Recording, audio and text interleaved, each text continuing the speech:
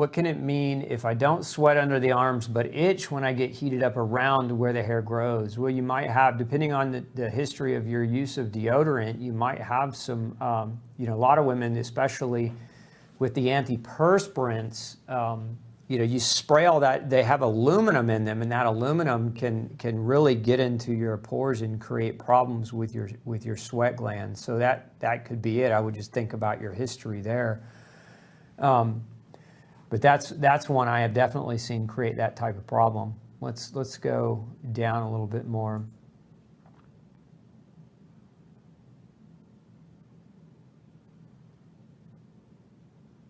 Linda's asking for a show on asthma. Mel, can we maybe post that? I think we did, Linda. It was a while back, but I talked a lot about asthma.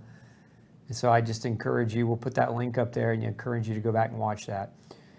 Why would my neighbor with POTS feel better after having a hysterectomy? She was 27 when she did that. Oh gosh, what a nightmare. So understand that, first of all, I don't know whether or not your neighbor had POTS. I can't validate the diagnosis. And so I get this a lot because a lot of people have been told that they have X, Y, or Z disease, and they really don't. And so without being able to validate, the fact or whether she does or doesn't have POTS, I can't comment there. But if she felt better after a hysterectomy and her symptoms were autoimmune in nature, to understand that, one of the linkages to an increased risk for autoimmunity is estrogen. And so total hysterectomy would reduce her capacity at generating estrogen, which, in some women does lead to improvement of autoimmune type symptoms. And so that may be one of the reasons why she felt better post-surgically. Should I avoid all estrogenic foods such as yams, flax, etc.? Not necessarily. I don't think you need to avoid those foods per se, unless you have a problem with estrogen dominance, and you might need to avoid them in the short term, but in the long term, not so much. Have you ever heard of marijuana causing severe PMS or PMDD? When I stopped using it, my PMS went away. Yes. Marijuana is largely being pushed as a healthy, safe alternative in medicine, and I think it's wrong. I think marijuana is a bad idea. I don't think THC is beneficial to take on a daily basis. I think it's very detrimental to the nervous system and very damaging to the brain. Now CBD is a different matter, but THC, which is one of the main active ingredients in marijuana, not good. So in regards to menopause, are you saying the later the better? Yes, I am. The later the better. The earlier the potential for greater degrees of health risks in your future, and so you want to prolong that. And a healthier woman is going to have a later stage of menopause. She's going to have more years of healthy fertility, because her health is robust. Remember, the healthier you are, the greater odds at having a child or at having a baby, right? And we see this all the time in farming and animals. Like, the healthier the animal, the greater the longevity of their fertility, right? The healthier the animal and the healthier the offspring. And it's just no different in humans. And this is why the longer your fertility time framing, the better off you are.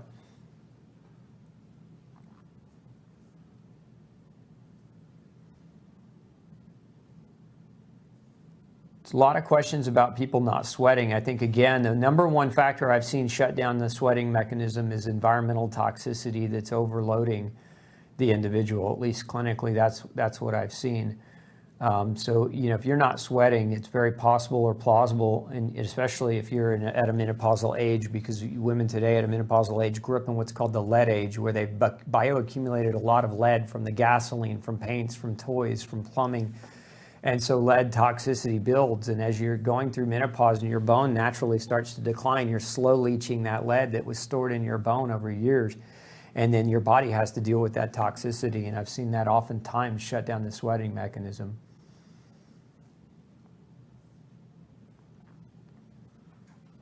Let's see here. I tried DIM for 2 months, was not able to get relief from hot flashes until I cut my NP thyroid dose in half. So that's a good point. I'm glad you bring that up, Robbie, because so many women today are on thyroid medication. And one of the symptoms of thyroid medicine being too strong is hot flashes and night sweats that mimic menopause. So again, this goes back to if you're on thyroid medication and your doctor should be monitoring you. And if you ever experience heart palpitation, hot flashes, night sweats, agitation, irritability, trouble sleeping, and you're on thyroid medicine, one of the first things you should ask your doctor to do is check your TSH. Your TSH, very important. You know, most doctors won't argue that, and that's why I can give you that information and feel confident that they're not gonna moan about checking your thyroid stimulating hormone. But if your TH is less than 0.5, then you're most likely, if don't have Graves' disease, you're being over-medicated, most likely. And so this is where, if you've had an adjustment in your thyroid hormone medication, you want to have that TSH monitored. Again, if it drops below 0.5, you want to talk to your doctor about the potential possibility that the medicine's too strong and talk about, what's the next step? How do we, safely reduce the quantity of medicine you're taking while monitoring your level more tightly for a time and seeing if those symptoms go away. But I'm glad, Robbie, you bring that up because it's a very, very common menopause mimicker, right? If you want to really call it, it's a thyroid hormone. It can mimic the symptoms of menopause if the dose is too strong. Okay, let's see, go up just a few on the left.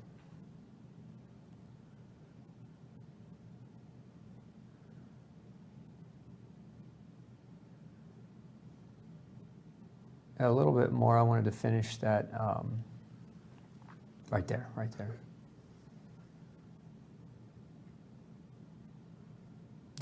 So Mike wants to know, don't men have issues with high estrogen going into andropause with prostate issues? Yeah, they can, Mike. Men particularly are susceptible to the environmental estrogens that we're all being exposed to through our food and through various chemicals. And so, yes, absolutely, men can be susceptible to the similar types of hormone changes, different organs, obviously different glands, but prostate enlargement. So one of the best things that men can do, in my opinion, aside from avoiding those synthetic and artificial estrogens, is body weight exercises combined with weightlifting. So, not so much like your long drawn out cardio, but more specifically build your muscle, right? Lean muscle. Men, put as much on as you can while you're young. To an extent. You don't have to walk around like Arnold, where you can't touch your back or reach it, but you definitely want to build that lean mass because that's going to help with your testosterone and your testosterone conversion. It's going to help with any kind of estrogen dominance. Hopefully I answered that question. Okay. Should people detox 2 times a year at least with all them toxins? Jan wants to know. You can. If you're just trying to do a general detox a few times a year, you absolutely can. There are a couple of things that I will recommend on that front. One is to do a vitamin C flush, where you're using vitamin C in high doses in short bout of time to flush the bowel. So like a detox, a cleansing, if you will, of the bowel. So we call that a vitamin C flush. And then there are a couple of other things that you can do in a detox program. And again, you can do a week-long detox where you can use different binding agents or binders. My favorite, zeolite, carbon, so really predominantly clean charcoal, right? Clean charcoal, and then fulvic acid, combined with liver support. So what we'd want to do in this situation. So if you've heard of milk thistle or silymarin, that's a good supplement in terms of liver support. N-acetylcysteine, sulforaphane. Again, these are just examples of ingredients that are very, very effective at supporting liver detoxification. We have a formula called Ultra Liver Detox that's grain gluten-free. We have another one called MycoBinder Plus that has these ingredients here. And then, of course, our vitamin C, our detox C. These are all things you can do a couple times a year, vitamin C flush, followed by a week of nutritional support supplementation to help, basically to help clean your body out and do a detox if you want to. And some people do it, and some people just live so clean that it's not necessarily something you have to do. The dosing on the vitamin C question Betty's asking. So the dosing, very simple. If you're not in good health, Betty, and again, you can be the judge of that. If you're not in great health, the dosing is 2 teaspoons every 15 minutes. And you mix that with 3 ounces of water and drink it. So you don't want to try to do a vitamin C flush with pills. Your stomach will fill up and the pills won't break down as fast as you need them to in order for the flush. So you want to use a pure ascorbate powder that's buffered. And so this is again, what is 2 teaspoons? It's equivalent to 6 grams. 6 grams of vitamin C every 15 minutes and 3 ounces of water until this happens. This is the flush, right? You're flushing out your bowels. So that diarrhea starts, you quit taking the vitamin C and you let this run its course. And for most people, that entire process from start to finish, for most, again, I'm generalizing, takes anywhere from 3 hours to 6 hours, right? And so in some cases where people are really sick, I've seen cases of really late stage cancer where it takes much, much longer to get a flush done. But for most people, it's that. Now, if you're in relatively good health, you don't need to use this high of a level of vitamin C. So you would use, instead of using 2 teaspoons, you would do 1 teaspoon, right? So you just cut this dose in half. You'd go from 6 down to 3 grams every 15 minutes until this happens. So that's a vitamin C flush. That's the breakdown and the general instructions for that, Betty. Best multivitamin I can recommend for women over 50. Yeah, Sam, there's 2. One is called multi-nutrients, and the other is called ultra nutrients. And we'll put a link up to those in the comment section feed for you. Can you do a vitamin C flush if you have kidney disease? Yes, but also it's a good idea to talk with your doctor about it. I don't want to tell you to go do something and then there's a specific type of kidney issue that you have that it wouldn't necessarily be a great idea. But the vast majority of people can do a vitamin C flush, even with kidney disease. What you have to watch out for with kidney issue, and again, this is a very, very rare type of thing, but if you're mega prone to kidney stones, there's some small evidence. It's very poor, but it's small, but there is this risk. And so I would warn you that high doses of vitamin C has been shown, although again, in very small scale observational study, to increase the risk for development of a kidney stone. So if you're prone to kidney calcium oxalate stones, that might not be the best plan for you. What's best to... Karen wants to know, what is best for pre-menopausal, where'd it go? Where'd it come? Pre-menopausal and crashed adrenals. There it is. What's best for that? For pre-menopausal, well, again, pre-menopausal, change your diet, get your nutrients right. For your adrenals, if they're crashed, you ask the question, why are they crashed, right? What was it that led to your adrenal glands not being able to cope and adapt and produce for you, right? And that generally is stress. There's 3 flavors of stress. There's chemical stress, there's physical stress, and there's emotional stress. So identify those sources of stress in your life and remove them to the best of your ability. For most people, adrenal fatigue and adrenal crashing occurs as a result of literally eating poorly, right? The stress is their food. Their diet, which is supposed to nourish them, is actually poisoning them. And their adrenal glands can't keep up with the damage and eventually start to fail them and crash. I did an entire show on the adrenals, Karen. You might check that out. I don't know if we can find that link and throw that up for Karen. Yeah, Karen comments, stress the death of my father. That I pray for you, Karen. That's terrible. It's a cycle of life, and it doesn't really help you, but it's terrible, and it's a tremendous stress.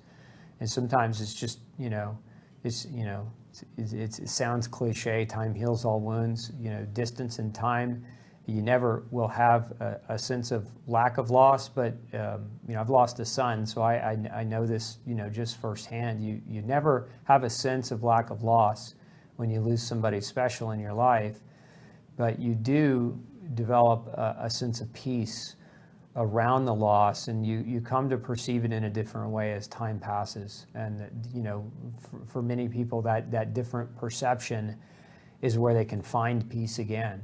And so I'll pray for you and encourage you to continue to explore that. But we got that link up for you on helping your adrenals recover and helping support your adrenals. So there are lots of things that you can do in that regard. Can't change the stress of losing a loved one, but you can definitely support your body's ability to cope and adapt to that stress. Okay, let's see here. Well, we're out of time, aren't we? We're about 15 minutes over. So yeah, we went over. Always happens. But I hope you took something away tonight. Look, what is our mission here? Our mission is to save 100 million lives, and I need your help to help me accomplish that mission. So do me a favor. Like, if you like this video, first of all, hit the like button below. Second of all, if you think this video could help somebody that you care about, copy it and paste it and share it with them.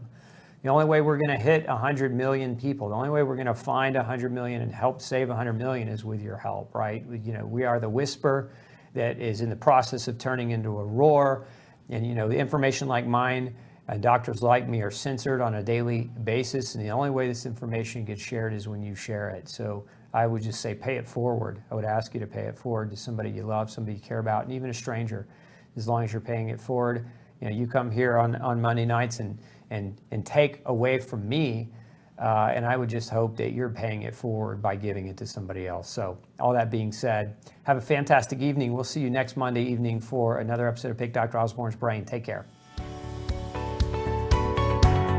Hey, if you've got a functional medicine or health question that you'd like me to answer for you, make sure you send me an email, glutenology@gmail.com, and we'll do our best to create a video answer just for you. Have a great day.